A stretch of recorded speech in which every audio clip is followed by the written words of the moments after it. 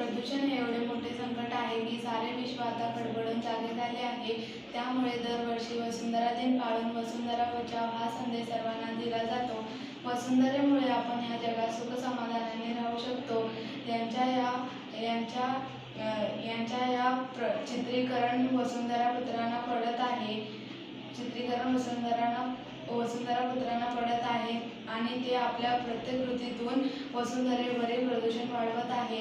प्रदूषण हे मानव निर्मित आहे, पण या मानवाला त्याची जाणीव नाही। माणूस आपल्या बुद्धीने नव्या गोष्टी सुरू करतो, त्याच वेळी आपली बुद्धी प्रदूषणाला कारण होत आहे का याचा विचार तो करत नाही।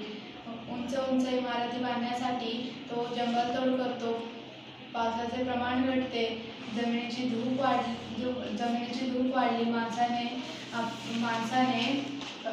माणसाने आपले अचाट बुद्धीमुळे अनेक कारखाने सुरू केले, त्याचप्रमाणे अनेक वाहने शोधून काढली, त्यामुळे वायू प्रदूषण वाढला। मानवाला अत्यंत आवश्यक असते ती म्हणजे शुद्ध हवा।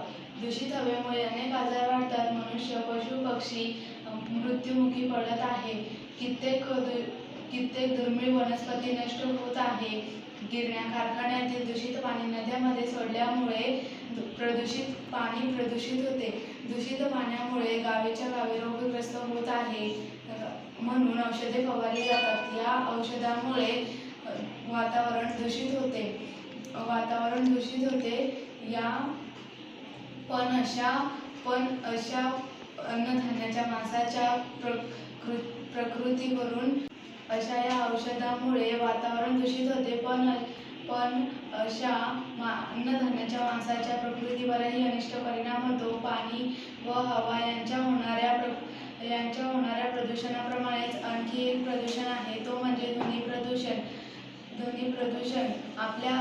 आपल्या भोवती सतत मोठमोठे कर्कश आवाज होत असतात। त्या कर्कश आवाजात लावलेले करणे आसमंताची शांतता नष्ट करते, त्यामुळे मनाची शांतताही नष्ट होते। एवढेच नव्हे तर त्यांच्या प्रकृतीवरही अनिष्ट परिणाम होतो। त्यांच्या आयुमर्यादा घटते।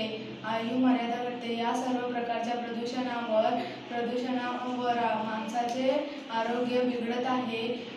एवढेच नव्हे तर माणसाचे अस्तित्वच बिघडत आहे।